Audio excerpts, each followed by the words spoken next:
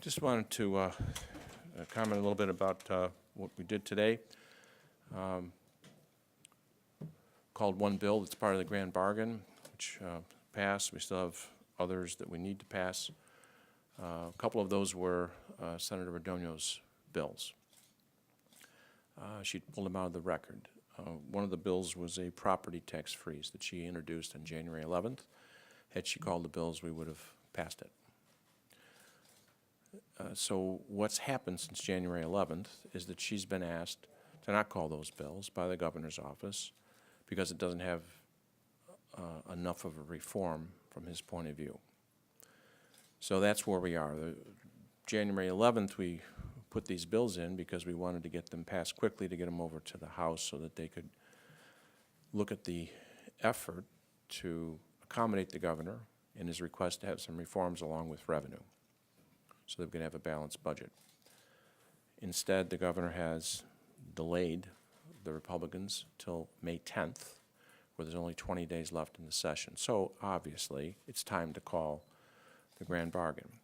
We have made numerous changes to these bills that when they were filed, all going towards accommodating the Republicans and the governor's office.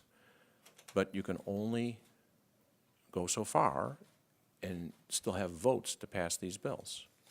And we believe that we've just about exhausted those efforts to compromise on the reforms. Now, in the meantime, we've started to work on a budget, which takes much longer, and we're making progress. We have meetings on the budget. Senator Brady is involved. Senator McConkey and Carter have offered their own bills. Senator Rose is involved, and Ryder, our budgeteers, and we're making progress. It involves revenue. It involves a tax increase. We're accommodating the Republicans' request to put limits on that. But what's at stake here is that we have enormous debt, and if we don't pass revenue before the end of the month, it'll be very difficult to pass it before the end of the year. It'll be very difficult to pass it next year, in an election year, and we will owe $24 billion, according to the governor, on election day. And we only bring in $31.5 billion. We'll have hit junk bond status maybe by the end of this month if we don't do this. So what's wrong with passing the property tax reform bill that Senator Radogno herself introduced?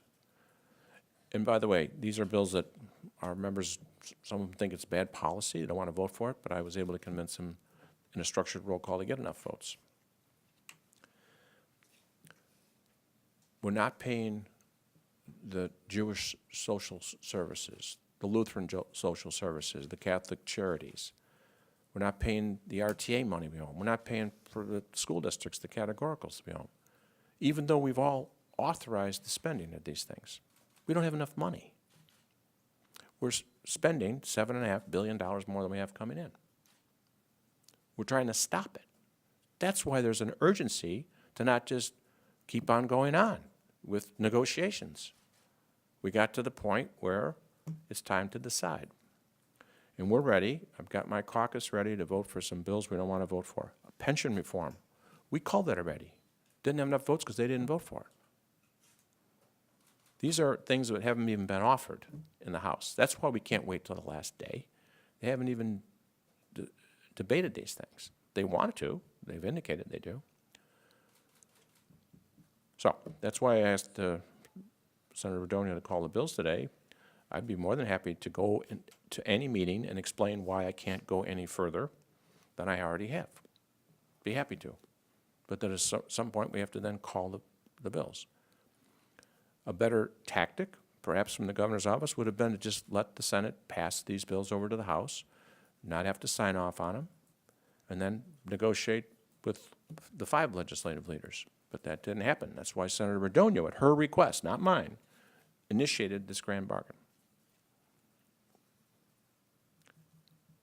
Be happy to answer any questions. How does this bode for future negotiations? If you watch, we've all watched this since January. You're coming out of the Senate. What keeps us? Why should we not go out and tell people that the only two groups of Democrats and Republicans who have been talking to each other are Senator Redonio and I talk all the time. but she didn't, you know, call Then you go ask her. Ask her why she couldn't call the bills, because it wasn't me, I didn't tell her not to call the bills. negotiating, and clearly, I said I'm willing to go to any meeting and explain how we got to the point where we were able to offer what we can offer and why we can't get any more votes to offer any more in the areas of workers' comp and property tax freezes. We've agreed on pensions, but they didn't vote for it. What conversations have you had with the governor, and why has he told you he's keeping votes? Because it doesn't go far enough. How, far enough how, in his view? When he tells you it doesn't go far enough, what does he mean? Well, we would explain, for example, property tax freezes, permanent property tax freezes for all school districts, as if they're all equally financially even. That's not good policy. Our caucus won't vote for that. Can we vote for a 2-year? Yeah, that's what we were prepared to vote for. Then he wants 5 years. Well, what about those school districts? So we've tried to accommodate him, try to put myself in his shoes. He hasn't done this before. He's never passed a bill in the 2 years he's been here, where he's working on it. have had these conversations, Absolutely. and you've explained that. With Senator Redonio, because that's what my caucus said. We worked with Senator Redonio. She's the one that started this initiative. And workers' comp, so Exactly. what, workers' comp, what's this? Yes. What doesn't go far? You look at, I think we filed Senate Bill 4 on, I'm sorry, Amendment number 4 to Senate Bill 12. That's what we were going to vote on today. It's probably over $100 million worth of savings in workers' comp reforms after just passing a major reform in 2011. As if the crisis that we have in our budget, in our state, should turn on some language that may or may not be found in a workers' comp bill. It's just absurd. Mr. President, it sounds like the governor doesn't want a resolution if he's keeping changing what he Well, wants. if that's the case, then that's time to apparently not pass the grand bargain and turn to the budget. And then just pass a budget. Like Speaker Madigan and I have asked, let's focus on a budget. He's the one that asked for the reforms. I'm the one that put him out here along with Senator Redonio, and he's the one that's saying that they don't go far enough. And I try to explain that you have to get people, I don't, this isn't the private sector where I just go around and fire people if they don't vote for something. I gotta get them to, convince them to vote for it. There's principles involved with these things. We have interest groups that are working against us, right? Everybody knows that. So I understand this because I have done this a lot, but the governor doesn't, apparently. We've been at this, That's why it's so frustrating. we've been at this for 2 years, Mr. President, and the governor is now running commercials that make it look like somebody else has been governor for 2 years. I'm glad you mentioned the commercials. He's talking about a balanced budget in his commercials. He didn't even introduce a balanced budget. And the budget that he did introduce has $4.5 billion. And you know what that line item is for? No, it's got a name, the grand bargain. The same grand bargain that he's saying we shouldn't call today. So I'm obviously frustrated because we've been trying to work together. It's been great actually working together with the Senate Republicans, and including the senators on the budget that I mentioned. Some come from pretty conservative areas. We've been trying to reach, we've made a lot of progress. But it all involves a tax increase, an income tax increase that we need Republicans to vote for. When you Is- asked Peter Redonio to call those bills today, what did she say? What was the reason? Well, it's implicit that there'd be, maybe only one person voting for him from their side of the aisle, and therefore it wouldn't pass, and therefore why go through that process? But I'll tell you one thing she did was she took it out of the record, and I called it, and she took it out of the record. So that's a statement. Are you saying for sure there is no room to maneuver anymore on workers' comp and property tax rates? Well, you don't know what we have offered, with the possible exception of the workers' comp. I think the amendment that was filed today, we've been working on this for 2 months. We've been making concessions. If you count the budget, we've made about 36 changes. So we haven't filed all of them. We could do that, I guess, and say this is the final. sometimes that's viewed offensively. But I know what I can get, I know how many votes I can get for these things, and I know what we're bumping up against.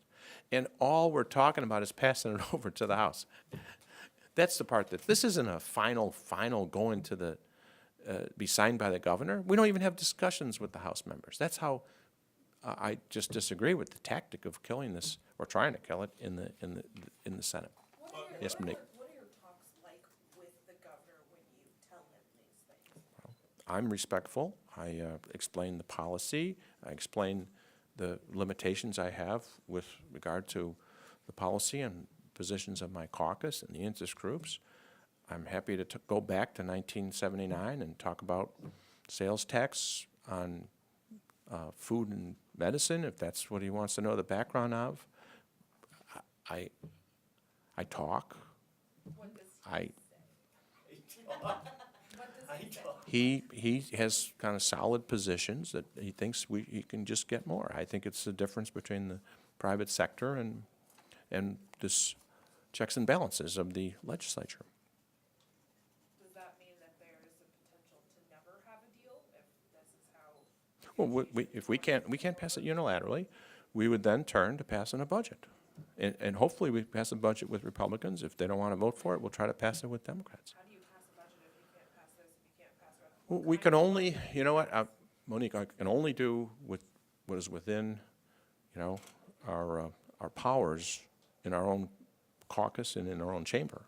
So I can call bills and I can ask members to vote for things. What conversations have you had with the speaker about the grand bargain? We've heard from rank and file that they encourage you, but is the speaker encouraging this conversation? Well, I haven't talked about the grand bargain because the whole purpose of this was to work with Senate Republicans. And there was a kind of an implicit agreement that this was going to be within the Senate, okay? I do agree with the speaker that we need to have a budget. It's the most obvious priority. And so does, you know, Governor Ryan, and Edgar, and probably Thompson. That's what we do. That's the first thing you do. And do we touch on these other issues as well? Of course we do. But you don't, the speaker's willing to talk about these other things as well. I'm sure he is. But we just happen to, with Senator Radonia's suggestion, tie them all together. Makes it easier to pass. Republicans voting for a tax increase, tie it in with the reforms. Okay, that was the tactic we're using. And the governor's the one that's keeping it from passing. Again, are you saying, because you came in and said, it indicated at the beginning that you've gone as far as you can go on Yeah. workers' comp and property tax. Have you gone as far as you can go? I would say, to try to answer that as honest as I can, if somebody came up with a different concept that accomplished the same goal but was more politically palatable, I would be open to that. You can't never say that you're not open to negotiations, but we are running out of time. So, yeah, I guess we have to say by a certain date we're closed for business. I'm not going to call any more bills. I'm not saying that. These bills, everybody knows the issues, but there's 20 days, and we have the House to deal with as well. Have there been any discussions about reopening the 2005 statute that really set costs up?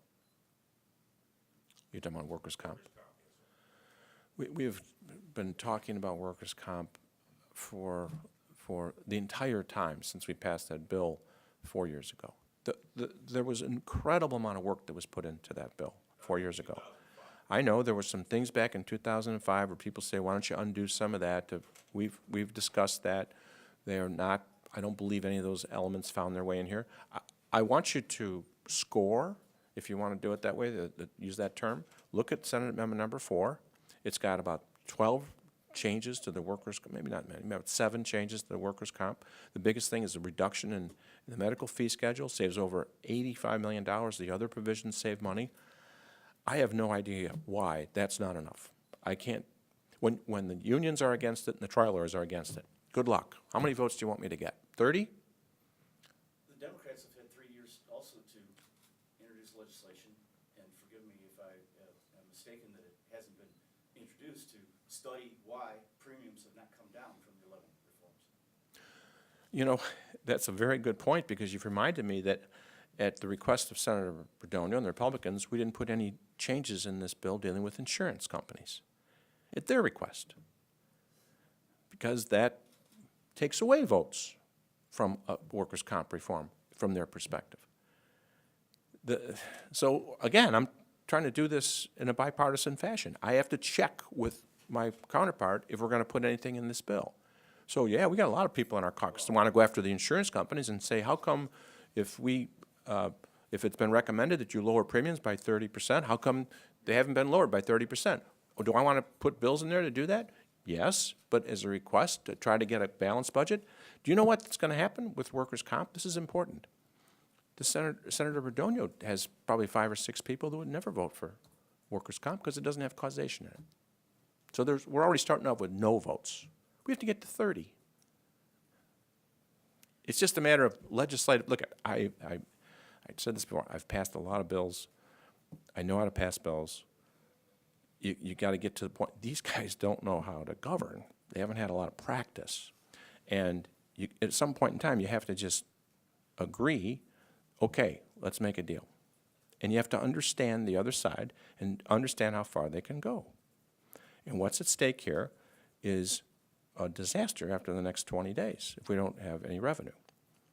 What's the future of the House appropriation bill dealing with social services and higher ed, the special fund bill? It's a supplemental, which we've already passed. It's already part of the grand bargain.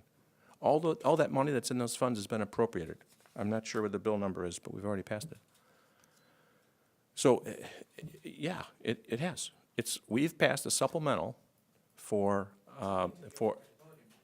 it's tied to the grand bargain because we want to pass the grand bargain. That's another one of the benefits of voting for the grand bargain. You've appropriated that money. That's why it's tied together. That was what their request was. Okay? So it's still, if this thing falls apart, we'll have to go back and revisit that. But for now, our answer to that is those monies are already appropriated. Would you fund elementary and secondary education again for next year? The school districts are not getting their money even though there's an appropriation. Would you So keep schools open again next year? it's not a matter of you don't keep them open by authorizing spending, you keep them open by giving them money. Would you authorize? If we pass revenue, they'll get the money. So the point is, if you just appropriate the money with no revenue, it's just like not giving them, it's like not appropriating the money. Where's the House supplemental bill now on your agenda? That's the same question she just asked. It's on hold, and all of the monies that are in there have already been appropriated in a bill that we already passed. It's tied to the grand bargain.